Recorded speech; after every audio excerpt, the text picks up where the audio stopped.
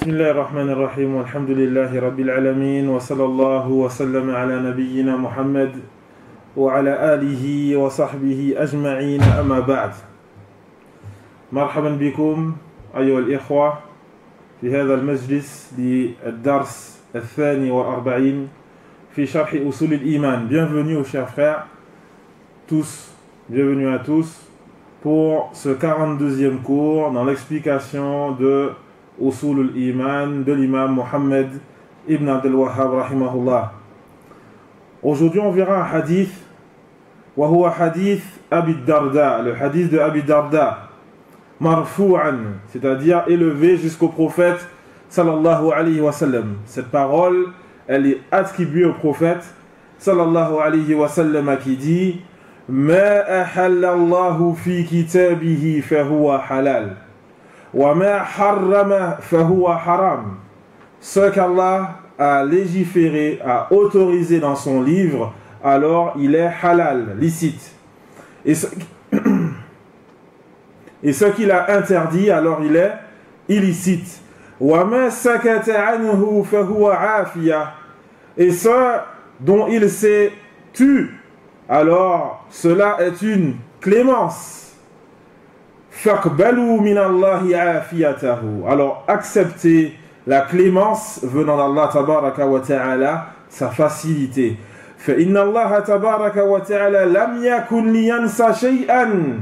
Car Allah, il ne convient pas qu'il oublie quoi que ce soit. S'il n'a pas cité quelque chose, ce n'est pas parce qu'il a oublié. Il ne convient pas qu'Allah oublie quoi que ce soit.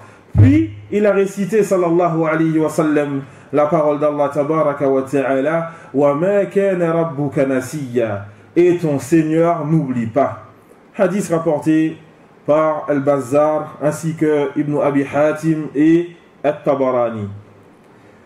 هذا الحديث أيها الإخوة فيه أن الدين كامل. Il y a dans ce hadith le fait que la religion est complète. فالمحرمات والمباحات قد بينت لنا. Les choses illicites et les choses licites nous ont été éclaircies, montrées de façon claire. والله تبارك وتعالى استثنى من المحرمات ما قد يحصل في حالة الاضطرار. Et Allah تبارك وتعالى a fait exception des interdictions, tout ce qui peut arriver lorsqu'on est forcé, dans un cas de force majeure. Et c'est pour ça qu'Allah tabaraka wa ta'ala il nous dit وَقَدْ فَصَّلَ لَكُمْ مَا حَرَّمَ عَلَيْكُمْ إِلَّا مَا اضْطُرِرْتُمْ إِلَيْهِ. Et certes, il vous a détaillé ce qu'il vous a interdit. Allah nous a détaillé tout ce qu'il nous a interdit, sauf ce qui nous arrive quand nous avons un cas de force majeure. Quand nous avons un cas de force majeure, comme l'exemple qui a été cité dans le Coran, le fait de manger la viande de porc lorsque la personne va mourir. La personne n'a pas le choix, il n'y a rien d'autre à manger que du porc. À ce moment-là, il t'est permis de prendre la quantité suffisante pour survivre et aller chercher autre chose. Tu ne vas pas manger tout le porc en entier.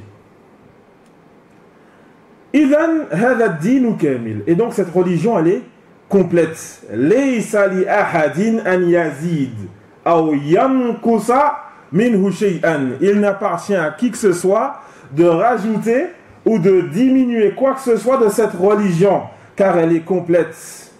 Wa haqiqatan innahu la yasurruni annana naqra'u hadha al-hadith fi hadha al-yawm.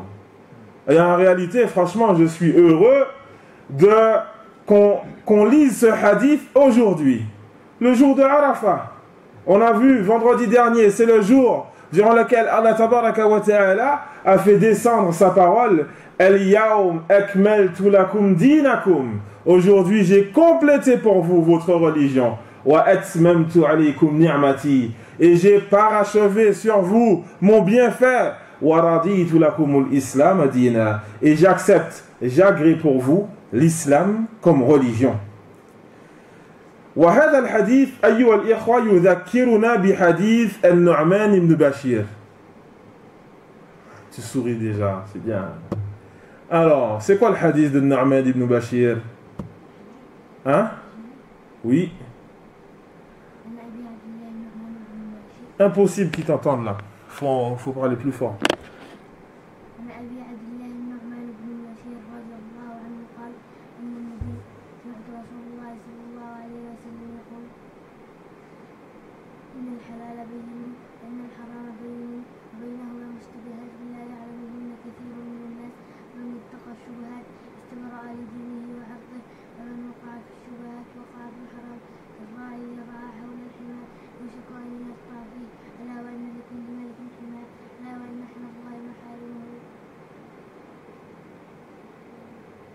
ألا وإن في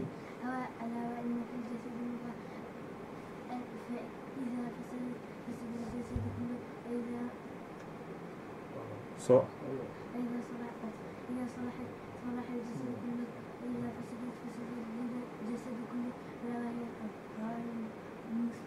Barakallahu fik, mashallah. Allahumma barik.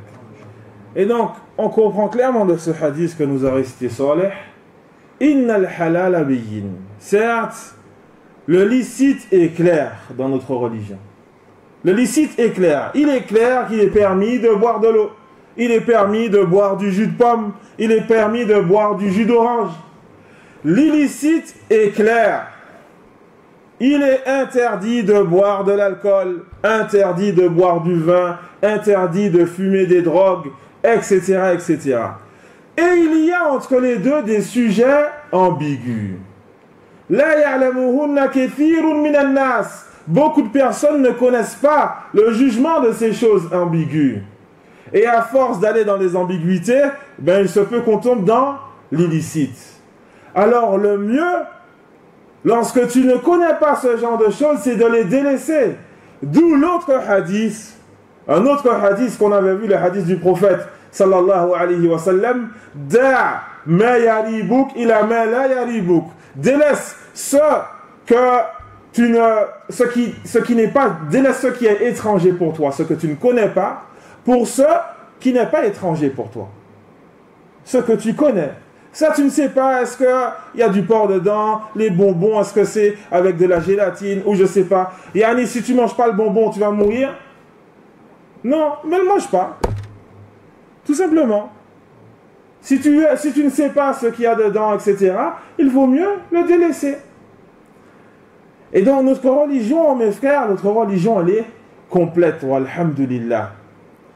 وكذلك في هذا الحديث وجوب الحذر من التكلم في الدين بغير حق وبغير علم.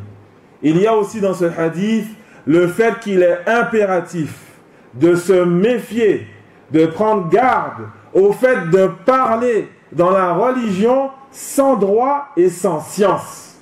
Ah, ça c'est le problème qu'on a à notre époque. À notre époque, subhanallah al-ali al-azim. Les gens, c'est tous des ulama, c'est tous des médecins, c'est tous des avocats, c'est tous des... Masha'Allah, ils connaissent tout.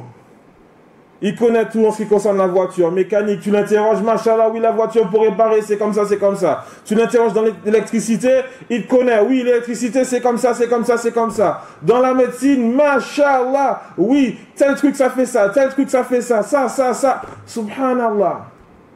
Fiddin et fatwa dans tous les sens. Ça, c'est le moussiba, c'est un mal, les frères. Chacun son domaine, chacun connaît sa spécialité. Notre problème, c'est qu'on veut trop être spécialiste dans tous les domaines et on veut parler. Comme on a à notre époque. Tout le monde veut parler. Vaccin, pas vaccin, vaccin, pas vaccin, vaccin, pas vaccin. Il y en a à chaque fois, ils me disent, c'est quand Abdelkarim, il va nous donner son avis. Mon avis ne regarde personne. Moi, je ne suis pas docteur, moi. Moi, je suis Abdelkarim, je n'ai pas étudié la médecine. Mon avis ne vous n'est d'aucune utilité. Chacun son domaine. La dernière fois, on m'a dit, tu en as parlé pendant la khutbah, on s'est dit, tu vas donner ton avis. Eh ben non, ça sert à rien. Ça sert à rien que je donne mon avis, puisque je ne suis pas médecin. C'est pas ma spécialité. Chacun doit apprendre à parler dans son domaine. Ton domaine, c'est la médecine, tu parles dans la médecine. Ton domaine, c'est la religion, parle dans la religion. Ton domaine, c'est la mécanique, parle dans la mécanique. Ton domaine, c'est ci, parle dans ton domaine. C'est pas ton domaine, on apprend à se taire. On apprend à se taire. Allah tabaraka wa ta'ala, il nous dit dans son livre وَلَا تَقُولُوا لِمَا تَصِفُ أَلْسِنَتُكُمُ الْكَذِبَ هَذَا حَلَالٌ وَهَذَا حَرَامٌ لِتَفْتَرُوا عَلَى اللَّهِ الْكَذِبَ إِنَّ الَّذِينَ يَفْتَرُونَ عَلَى اللَّهِ الْكَذِبَ لَا يُفْلِحُونَ. Subhanallah. Ne dites pas de ce que vos langues décrivent de façon mensongère, ceci est licite et ceci est illicite. Ne dites pas ça. Ça c'est licite. Combien de fois on se précipite? Ça c'est halal, ça c'est haram, ça c'est halal, ça c'est haram. Allah tabaraka wa ta'ala, il nous interdit de faire cela. Ensuite il continue tabaraka wa ta'ala, li taftaru ala Allah al-kadhib. Tout cela pour inventer des mensonges sur Allah. Quand tu dis ça c'est halal, c'est que tu as inventé un mensonge sur Allah. Si c'est le contraire, car Allah tabaraka wa ta'ala, est-ce que tu as une preuve avec toi qui te montre que c'est halal? Est-ce que tu as une preuve avec toi qui te montre que c'est haram? Si tu ne l'as pas, attention, c'est grave. Parce que lorsque tu dis que c'est halal, attention, ça c'est halal, ça veut dire que c'est Allah qui l'a rendu halal. Là, tu es en train de parler sur Allah. Lorsque tu parles de cet objet que j'ai entre mes mains, et je vous dis cet objet, il est halal, je ne parle pas que de cet objet. Lorsque je dis le mot halal, il n'est pas devenu halal tout seul. Ça veut dire que c'est Allah qui l'a rendu halal. Si je mens, je ne mens pas sur l'objet, je mens sur Allah tabaraka wa ta'ala. Et donc il faut prendre garde à tout cela. Il faut prendre garde à cela. C'est pour ça qu'Allah tabaraka wa ta'ala, il nous dit Innal ladhina yaftaruna ala Allahi al-kadhiba la yuflihun. Certes, ceux qui inventent des mensonges sur Allah ne réussissent pas. Ils ne réussissent pas. Allah tabaraka wa ta'ala qui nous dit Kul man harrama zinata Allahi allati akhraja li'ibadihi wat-tayyibati min ar-rizq. Dit, qui a interdit les bonnes choses qu'Allah a fait sortir pour ses serviteurs, ainsi que les bonnes subsistances. Plein de personnes, tu les vois parfois, ah c'est haram, c'est haram, c'est haram. Qui a interdit ça? Qui? Il ne faut pas se précipiter, aux chers frères. Dans notre religion, ce qui est licite, c'est clair. Ce qui est illicite, c'est clair. Tu ne sais pas, tu te tais. Tu ne sais pas, tu te tais. On aime trop parler, on se précipite trop souvent et on prend des mensonges, on prend des péchés à parler d'Allah tabaraka wa ta'ala de façon injuste. Il y a dans ce hadith un point important. Je vais relire le passage. وَمَا سَكَتَ عَنْهُ فَهُوَ عَافِيَةٌ. Et ce dont il s'est tu, alors c'est une clémence. هل يوصف الله بالسكوت. Est-ce qu'on peut décrire Allah par le fait de se taire? Hein? Et donc يوصف الله بالسكوت. Et donc ici on a Ali qui nous dit qu'on peut décrire Allah par al-sukut, le fait de se taire. Vous êtes d'accord avec lui ou vous le laissez tout seul? Quand il dit sukut, ça ne veut pas dire qu'il ne parle pas. Ça veut dire qu'il n'a pas parlé de cette chose. Ah, mashallah. Jamel il nous dit sukut, le fait de se taire, ça ne veut pas dire qu'il ne parle pas. C'est pas le contraire de la parole. C'est le fait qu'il n'explique pas, qu'il ne cite pas le jugement de quelque chose. Cheikh l'Islam ibn Taymiyyah rahimahullah, il nous dit Inna Allah tabaraka wa ta'ala yusuf bis-sukut. Allah tabaraka wa ta'ala, on peut le décrire par le fait de se taire. Wa anna hadhihi sifa thabitatun bis-sunnati wal ijma'. Cet attribut est avéré et par les preuves de la sunna, le hadith qu'on voit aujourd'hui, ainsi que l'ijma', l'unanimité des savants musulmans. Ils sont unanimes quant au fait d'affirmer l'attribut de le fait de se taire concernant Allah tabaraka wa ta'ala. Ensuite, Cheikh l'Islam yufassil. Il explique. Il nous dit wa taratan ya'ti bima'na as-sukut ay ma yukhalifu al-kalam. Parfois, il se peut que ce terme soit attribué à Allah tabaraka wa ta'ala et qu'il soit voulu par là le fait de se taire, ce qui contredit la parole. لأن الله يتكلم متى شاء ويسكت متى شاء. car Allah parle quand il veut et se tait quand il veut. C'est lui qui fait ce qu'il veut. Et il dit, Cheikhul Islam, وَتَارَةً يَأْتِي هَذَا الْوَصْفِ بِمَعْنَى عَدَمِ إِظْهَارِ حُكْمِ شَيْءٍ. Et parfois, cette caractéristique, elle vient, mais le sens, c'est pas le fait de se taire, c'est le fait de ne pas montrer le jugement de quelque chose. Et c'est ce qui est voulu dans ce hadith. Ce qui est voulu dans ce hadith. Donc si on vous demande, est-ce que Allah tabaraka wa ta'ala est décrit par cet attribut, vous dites, Na'am, Allah yatakallamu mata sha' wa yaskutu mata sha'. Allah, il parle quand il veut et il se tait quand il veut. Dans le hadith, à la fin, le prophète sallallahu alayhi wa sallam, il nous cite une parole d'Allah azza wa jal. Wa ma kana rabbuka nasiya. Et ton Seigneur n'oublie pas. Et ton Seigneur n'oublie pas. Dans d'autres versets, on a la parole d'Allah tabaraka wa ta'ala, Nasullaha fa nasiyahum. Ils ont oublié Allah, alors nasiyahum. Est-ce qu'on va traduire en disant ils ont oublié Allah, alors il les a oubliés? Dans un autre verset, Fadhuku bima nasitum liqa'a yawmikum hadha. Goûtez pour ce que vous avez oublié. Ce que vous avez oublié, la rencontre de votre jour. Inna nasinakum. Certes, nous vous avons oublié. C'est ce qui est voulu ici. Le verbe nisyan. Il les a délaissés. C'est ce qu'ils font, mais il les a laissés. طيب. إذن المعنى كما قال أهل التفسير الترك. فالله تركهم. La signification, c'est que Allah les a délaissés. Allah il les a délaissés. Les savants nous disent, même pour l'être humain, parfois on utilise le terme oublier pour dire délaissé. Quand quelqu'un, tu sais que la personne ne t'a pas oublié, mais la personne n'a pas fait ce qu'elle devait faire pour toi. Tu lui dis, toi tu m'as oublié, toi. Toi tu m'as oublié. En gros, tu t'es occupé d'autre chose et tu n'as pas fait ce que tu devais faire pour moi. Tajahul, naam. C'est que tu le fais intentionnellement.